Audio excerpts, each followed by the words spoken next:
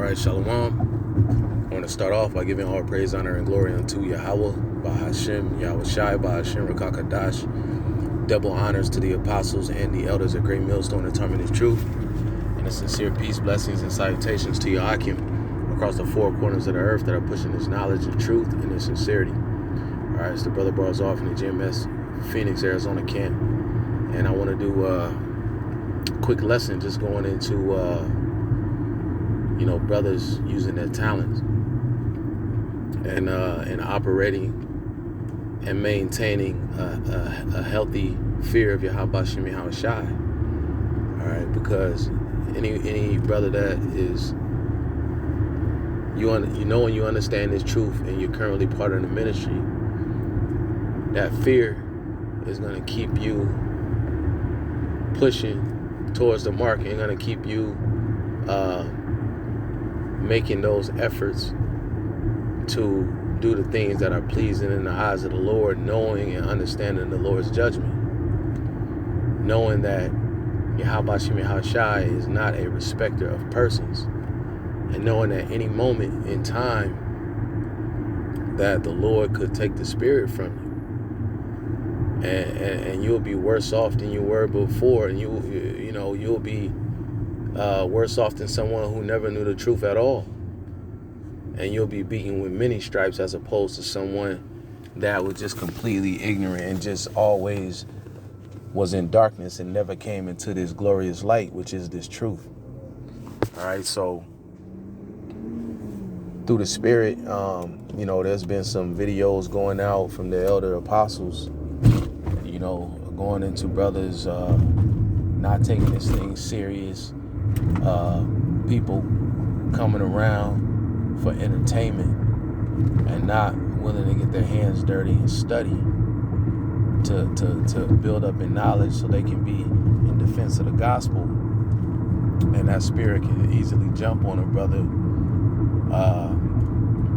and that's why you got to operate in a level of fear, because once you start getting weary and doing the work, it starts to feel like a chore to you. You let Satan creep in and start feeding into those thoughts. Next thing you know, the spirit is going to jump up off you, man, and it'll jump on another brother. You're not doing your videos and doing the things that are expected of you in the ministry. The Lord can take your talent and give it to someone else. And now, you done lost your position, which you never had, but now you're no longer numbered amongst the elect. You're no longer a part of the fold, and now you're just a part of the world, and you're going to receive the judgment of the world. This is Galatians 6:9. It says, "And let us not be weary in well-doing, for in due season we shall reap if we faint not." All right? So you can't tire out. You can't feel like this work is too much, like it doesn't hold value. Because for what we're doing, we're all unprofitable servants. And for all that we're doing, if you go to the Apocrypha in Sirach, the 43rd chapter, it's saying, hey, worship Yahweh Shem Yahweh Shai with all thy might, and you can never go far enough. Because what we're doing is minuscule compared to what we're going to reap in due time, in due season. The blessings that we're going to step into in the kingdom of heaven. It's not even close. The toiling and the labor that we're putting forth in this ministry compared to the payout that we're going to receive. For all that we sacrifice, all the time and the energy and the sacrifices you've made to please Yahweh Shem Yahweh Shai, the payout is not even fair, the pay that we're going to receive. We're going to receive 100-fold of anything that we lost on this side. So we can't be weary in well-doing. 2 Thessalonians 3:13 says, "But ye, brethren, be not weary in well-doing." So we got to continue to push and continue to fight. And if you had those moments of weakness, pray to Yahweh Shem Yahweh Shai, fast, and definitely pray that he never takes the spirit away from you, because that's the most important thing. Through the spirit, and with that spirit, we understand this truth. We're given understanding. All right, and the Lord will continue to guide you if the spirit is upon you. So when that rebuke comes, because a brother gonna end up finding out if you ain't doing videos the way you're supposed to. There's ways that you get exposed if you're not reading and studying the way you're supposed to, like the situation that the elder apostles have been speaking of, where they ask brothers questions and they don't have answers to it, and they've been in this thing a number of years. And I'm speaking to myself more, first and foremost, because I need to study more. I need to build up in the spirit, but it's a constant thing of growth. You have to continue to grow in this thing. Okay, so if brothers ain't growing, if brothers is stagnant, then the Lord don't need you, and so he'll get rid of you. So this is Matthew's, the 25th chapter.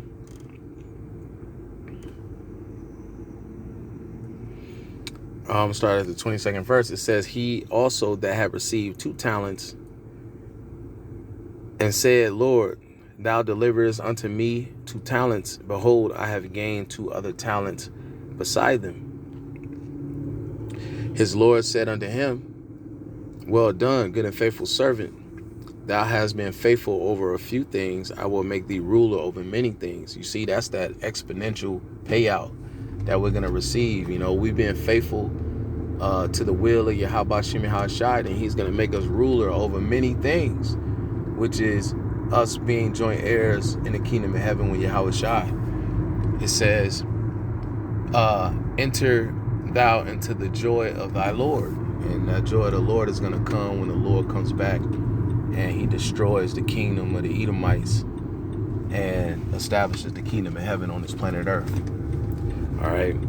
But reading on, let's get to the point. It says, then he which had received the 1 talent came to the Lord and said, Lord, I knew thee that thou art a hard man, reaping where thou hast not sown, and gathering where thou hast not strawed. So here this man comes making excuse. This is the servant that's making excuses for why he ain't putting in the work. Now, why he ain't putting in what's expected of him in his ministry. Why he's not flipping his talent and using the talent that the Lord gave him. Verse 25 says, and I was afraid and went and hid thy talent in the earth. All right. And we ain't supposed to fear nothing but Yahweh Shem Shai. Definitely not man or what anyone that can hurt the body can do to us. We got to put our fear in Yahweh Shem Shai, man, who can kill what? Who can destroy the body and soul. Okay. He controls all things. So all we got to do is be under the wing of Yahweh Shem Shai, and no one can do anything against us. It says, lo, there thou hast that is thine. Okay. So verse 26 says, and this is the Lord's response. It says, his Lord answered and said unto him, thou wicked and slothful servant. So you don't want to be, you don't want to have that title as being wicked and slothful. All right. Because what we've stepped into in this ministry is deadly serious, man. It's deadly serious, and it's a thing of diligence. We have to continue to push this word. We have to continue to do the work until the work is done. And we'll know that the work is done when we see all hell breaking loose in this bitch. That's when we'll know when the internet is taken down. We'll know that our work is done. And then now we just have to lean on the faith in Yahweh Shem Shai that he's going to protect us in the times of trouble. So reading on, it says, his Lord answered and said unto him, thou wicked and slothful servant, thou knewest that I reap where I sow not, and gather where I have not strawed. Thou oughtest therefore to have put my money to the exchangers. It says, and then at my coming, I should have received mine own with usury. The Lord gave us this talent. He chose us. We didn't choose him. And he wants us to use that talent to bring forth fruit, meet for repentance. All right. And if you ain't doing what the Lord needs you to do, then this is going to be the response. It says, because the Lord wants that interest back. It says, verse 28, it says, therefore, Take therefore the talent from him and give it unto him which have 10 talents. For unto every one that has shall be given, and he shall have abundance. But from him that hath not shall be taken away even that which he had. See, it says, and cast ye the unprofitable servant into outer darkness, where there shall be weeping and gnashing of teeth. You're going to get the punishment with the world, with the wicked. If you step into this truth, you become slothful.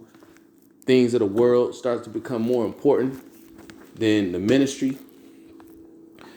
Then guess what? It's going to be weeping and gnashing of teeth for you, because you're going to be cast into that lake of fire. All right? And you're going to be cast in the outer darkness, meaning the Lord going to take the light from you. You know, he's going to take the truth from you, man. You no longer going to have this truth. And so you don't have this truth, you don't have nothing, man. And the Lord going to put demons on you, man. There's going to be 7 demons that's going to jump on you for going back out there in the world, man. Stronger than the ones that was on you before you came into this truth.